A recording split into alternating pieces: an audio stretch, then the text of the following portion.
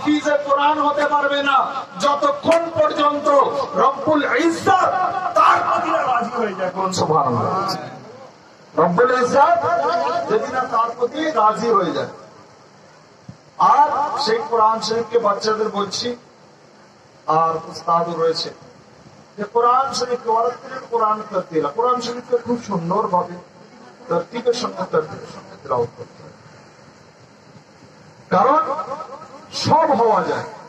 আর হাফিজের কোরআন, আলিমের দিন, তাদের মর্যাদা আল্লাহ পাক কত বড় রেখেছে, কত উচ্চমানের রেখেছে যে বলে বোঝানো যাবে না। আমি যে হাদিস পাঠ পড়েছি আপনাদের সম্মুখে, যে ইলম শিক্ষা করা প্রত্যেকটা মুসলিম নর ও নারীর জন্য ফরজ। কার হুকুম? আল্লাহর হুকুম। কার হুকুম? কার হুকুম? আল্লাহ। ইলম শিক্ষা করা প্রত্যেকটা মুসলিম নর ও নারীকে, তার জন্য আল্লাহ পাক শিক্ষা করা কি করেছে? ফরজ করেছে।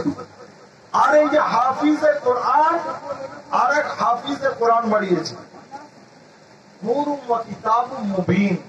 কেমন কিতাব আল্লাহ পাঠিয়েছে, এক জ্যোতি থেকে আরো এক জ্যোতি তৈরি হয়ে গেল। বলুন সুবহানাল্লাহ।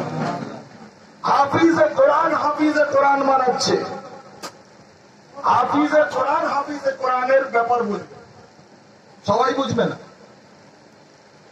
হাফিজে কোরআন হাফিজে কোরআন বানালো কিসে? কিরকম কিতাব? নূরি কিতাব। মান তাআল্লামাল কোরআন ওয়া আল্লামাহু। আল্লাহর সব থেকে পছন্দনীয় ব্যক্তি ও যে কোরআন শরীফকে শিখলো আর একজনকে শেখালো। বলুন সুবহানাল্লাহ। আর হাফিজে কোরআনের কি হবে না, যখন কিয়ামতের ময়দানে কাল মাহশারেতে রব্বুল আলামিন ওই হাফিজে কোরআনের একটাই সওয়াল থাকে, কি না তুমি তিলাওয়াত করো। হাফিজে কোরআন তিলাওয়াত করতে থাকবে আর রব্বুল আলামিন তার বিল্ডিং বানাতে থাকবে। বলুন সুবহানাল্লাহ। তার বিল্ডিং জান্নাতের মধ্যে, তার জান্নাতকে সাজানো হবে, তার বিল্ডিং বানানো হবে।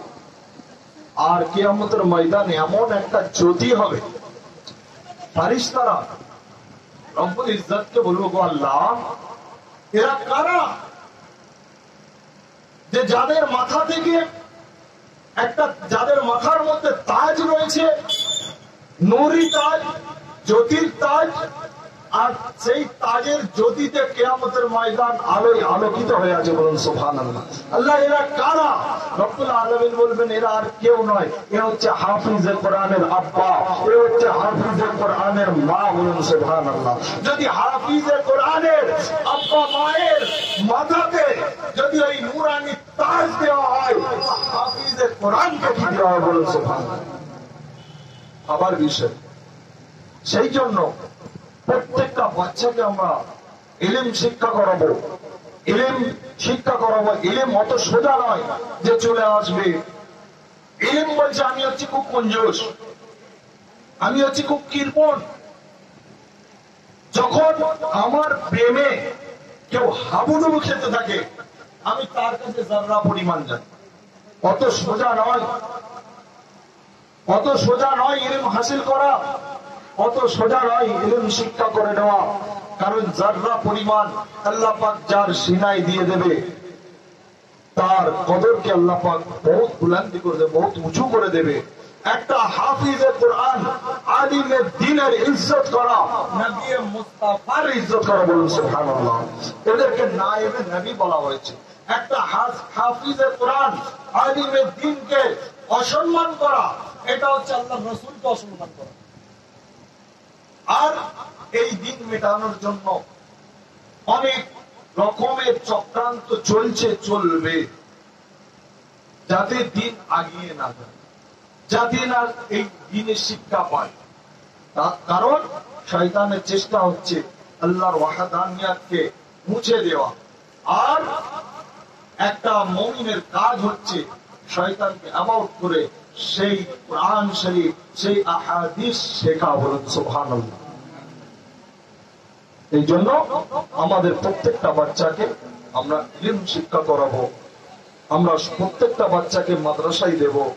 আজ খুব গর্ব লাগে যে গোলাম মোস্তফা সাহেব, হাসিম রাজা সাহেব, এই দুজনকে আমি খুব ভালোবাসি, কারণ এনারা ইলম শিক্ষা দেয়। আজকে আমাদের এলাকার একটা বড় গর্ব যেখান থেকে হাফিজে কোরআন বের হচ্ছে, বলুন সুবহানাল্লাহ। আমাদের এলাকায় একটা সুন্দর প্রবাহিত কি না, কামদেবপুর থেকে, শুধু কামদেবপুর নয়, এটা সাতরাইলের গর্ব, বলুন সুবহানাল্লাহ। তাই জন্য সবাই আমরা চেষ্টা করব আমাদের বাচ্চাদেরকেও হাফিজে কোরআন, আলিমের দিন বানাবো। আর যে হাফিজে কোরআন হচ্ছে বাবু, তাকে বলবো যে